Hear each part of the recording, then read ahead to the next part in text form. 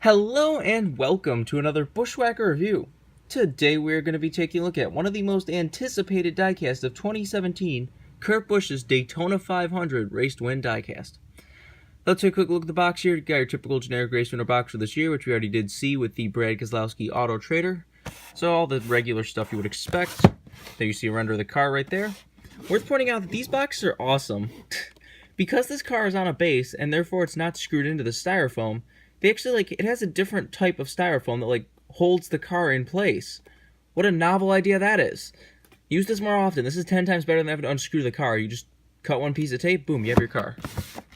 I'm sure they could do that with a regular car. See, they made 2,141 of these things, so definitely not short on the production number there.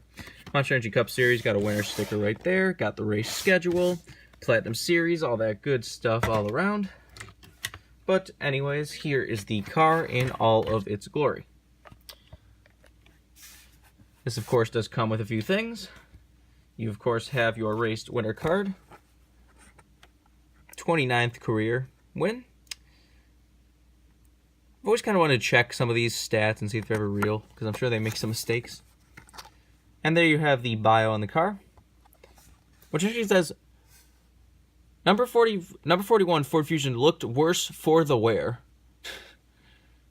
I've never seen that worse for the wear, just worse for wear or something, but that maybe that's more grammatically correct, but that just sounds funny. Of course, comes with a winner sticker.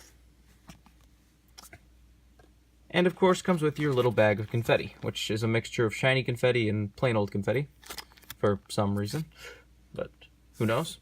Let's do a quick 360 of this car.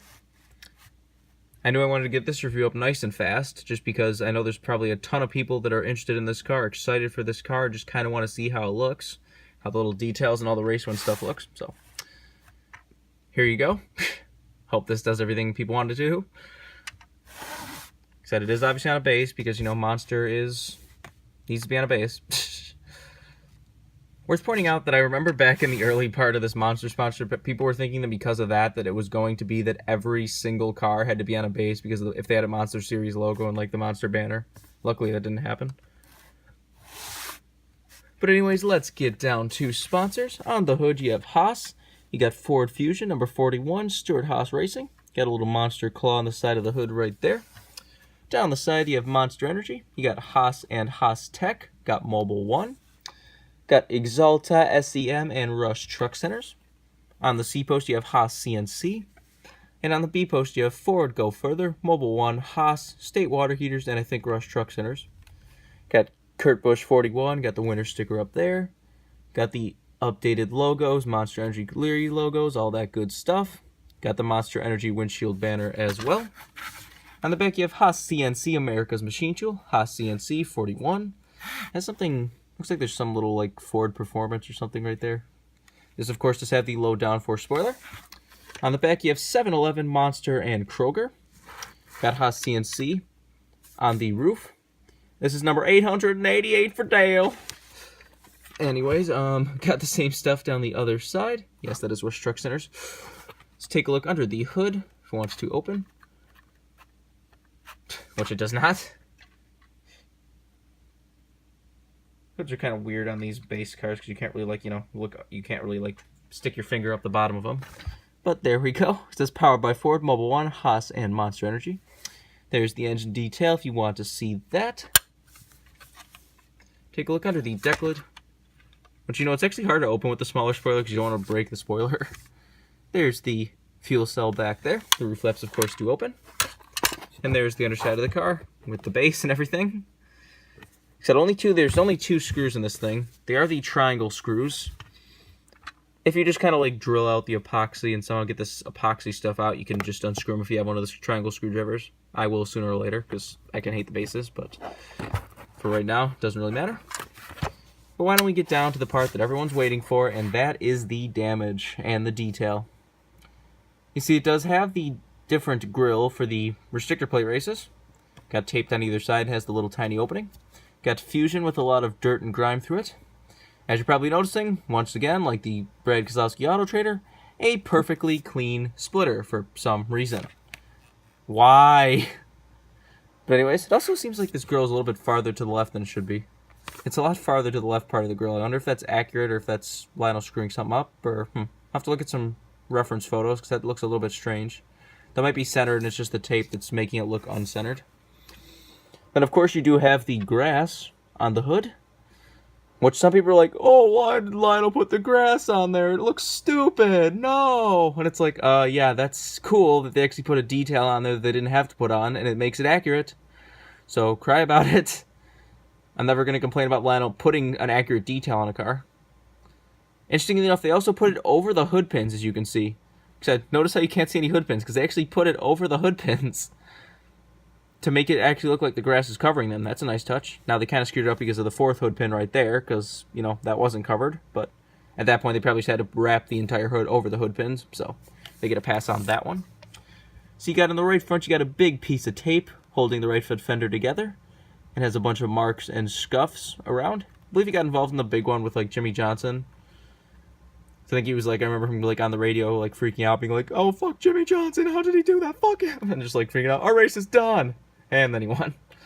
Which I guess that's just good old Kurt Busch. See, the right front tire is all kinds of rubbed up. Got a big scuff down the side of the door on the right side.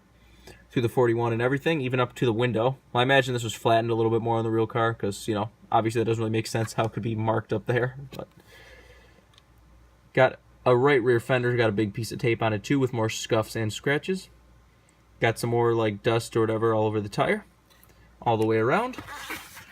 On the back, it is pretty clean, though. If you catch in the light right, you can see there is some dirt and scuffs and stuff, but really not much of anything. On the left side, you see you've got some more marks around the fender. Has a little piece of tape around the left rear corner panel. Got a big ol' tire mark. I wonder if that's what Jimmy Johnson gave him.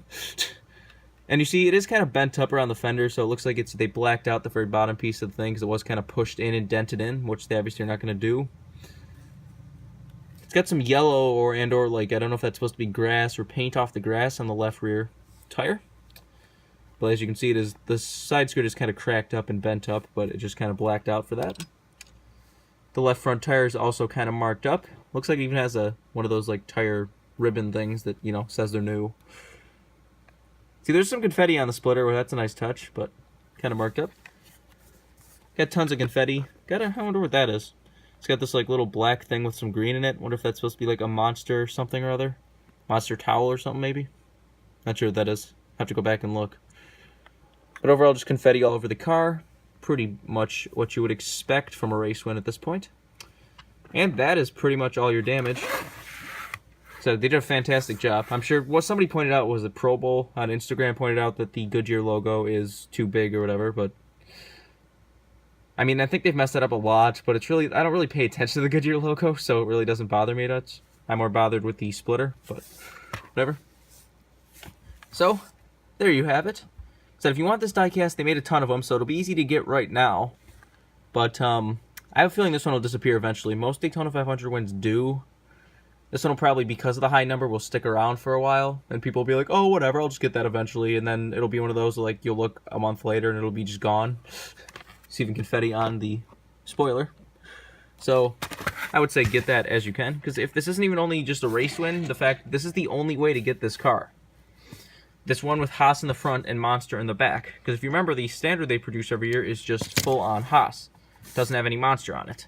So if you want a Monster one, this is the only way to get it. They canceled the standard last year, and for some reason canceled the race win. Then this year they offered the standard, but then as soon as this race win happened, they just canceled the standard and only made this race win. The only way to get that. Worth pointing out that the real car is shiny red in the front, and as it goes into Monster, it does turn into matte black, but, you know, apparently Lionel can't do that. I mean, it's because they just wanted to wrap the car one solid type of wrap, but I'm sure it was possible if they actually tried a little harder, because even in the NASCAR Heat 2 game, it even is shiny and then matte in the back. So like you get in a video game even. But whatever. Like I said, this is an awesome looking race win. I'm very glad how it came out. Like I said, my only complaint is the splitter.